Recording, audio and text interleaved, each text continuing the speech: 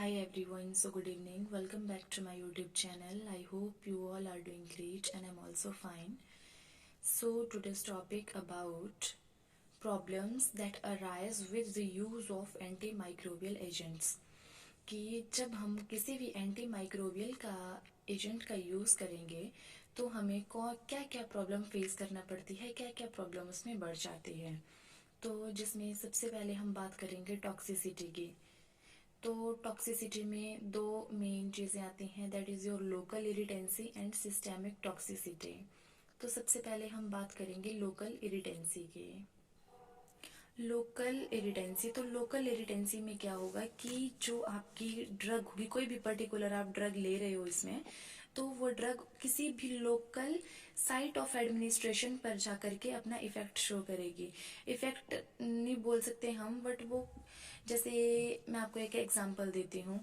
आप कोई भी इंट्रामस्कुलर ये इंजेक्शन लेते हो, तो आईएम का जब इंजेक्शन लगेगा तो वो क्या करेगा, जिस साइट ऑफ एक्शन पर जा करके आप क्या करोगे, उस ड्रग को लेते हो, उस साइट ऑफ एक्शन पर क्या होगा, पेन होगा आपको। जैसे गैस्ट्रिक इरिटेशन हो जाएगा, पेन होगा आपको as a site of IM injection.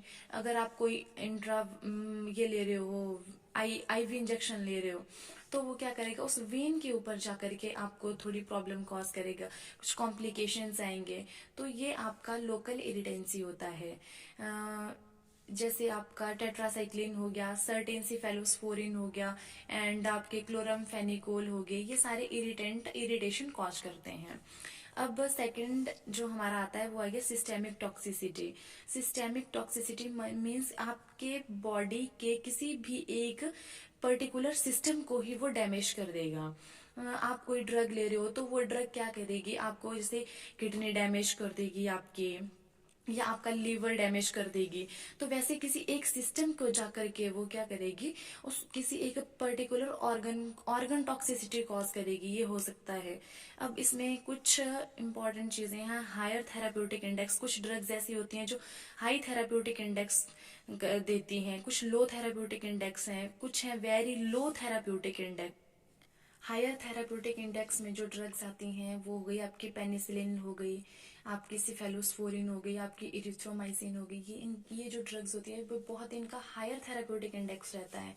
अब इसमें सेकेंड है आपका लो थेराप्यूटिक इंडेक्स। तो लो थेराप्यूटिक इंडेक्स में क्या होगा, अमाइनोग्लाइकोसाइड्स होंगे। अमाइनोग्लाइकोसाइड्स क्या करेंगे, आपकी किडनी टॉक्सिसिटी कॉज कर सकते हैं, cranial nerve and kidney toxicity cause करते हैं ये।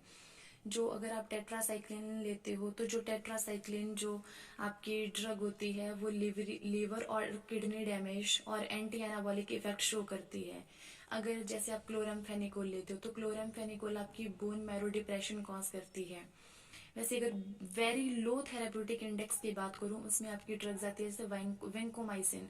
जो आपकी वेंकोमाइसिन होती है वो हियरिंग लॉस कर सकती है, आपकी सुनने की क्षमता कम हो जाती है, किडनी डैमेज कर सकती है।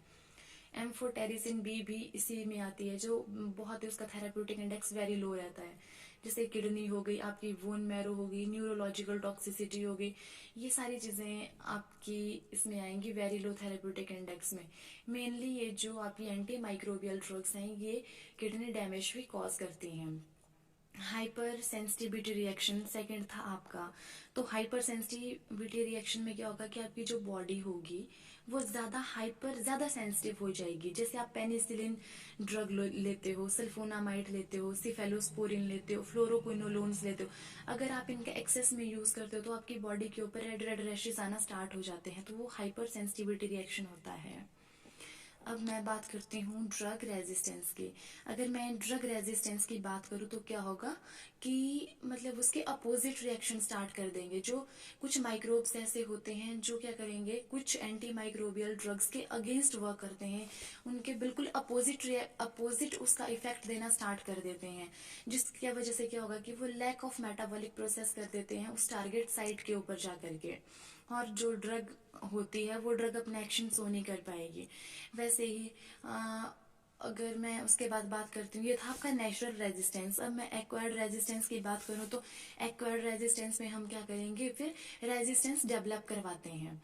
जब हम रेजिस्टेंस डेवलप करवाते हैं तो वो उसमें मेनली जो रेजिस्टेंस जब डेवलप करवाते हैं तो वो दो ही वजह से होता है, एक म्यूटेशन हो गया और एक जीन ट्रांसफर करवाना पड़ता है, जिसमें हम म्यूटेशन है तो म्यूटेशन में सिंगल स्टेप और मल्टी स्टेप दो ये आते हैं, दो टाइप्स आते हैं।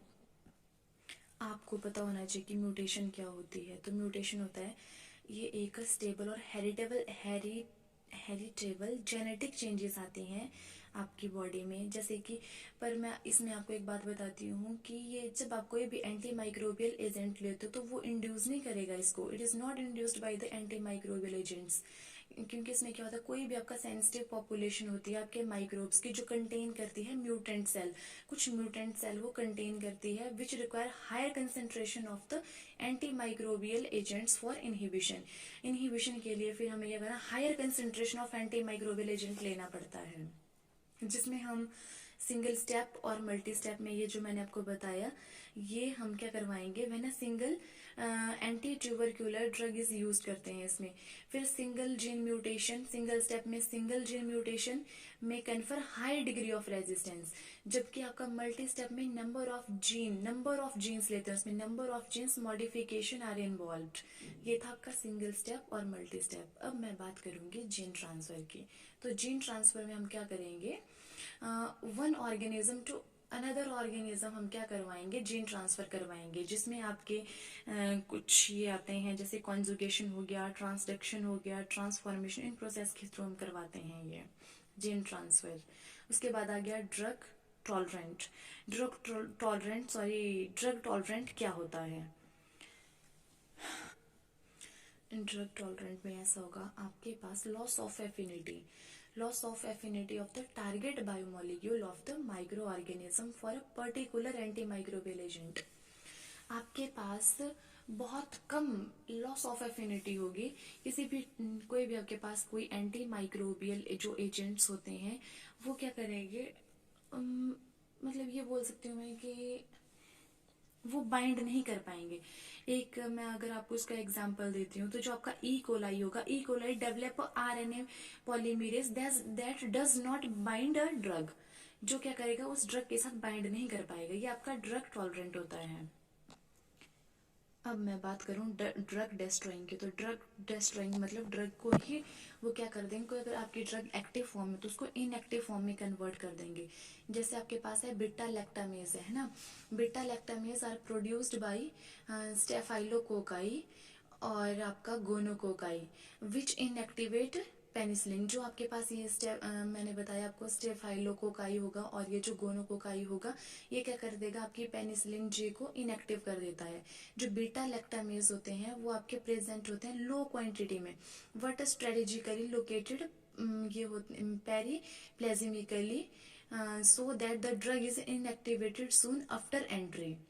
ये एंट्री से पहले क्या करेंगे, आपकी ड्रग को इनएक्टिव कर देते हैं। जैसे क्लोरामफेनिकोल एसिटाइल ट्रांसफेरेज होता है is acquired by resistance E coli as the typhi. Some of the aminoglycoside resistant coliforms have been found to produce enzyme which adenylate, acetylate, phosphorylate specific aminoglycosides antibiotics। बोलने का मतलब ये है कि आपकी जो ड्रग होती है, कोई माइक्रो ऑर्गेनिज्म ऐसा होगा आपके पास, कोई बैक्टीरिया ऐसा होगा, कोई माइक्रो ऑर्गेनिज्म ऐसा होगा जो क्या करेगा, आपकी ड्रग को इनएक्टिव फॉर्म में कर देगा, तो ये ड्रग को ही डिस्ट्रॉय कर देगा और जो ड्रग होगी वो अपना उतना इफेक्ट शो नहीं कर पाती है। तो ये कुछ चीजें थी आपकी, जैसे ड्रग इम्परमिएबल में भी कुछ ऐसा ही रहता है।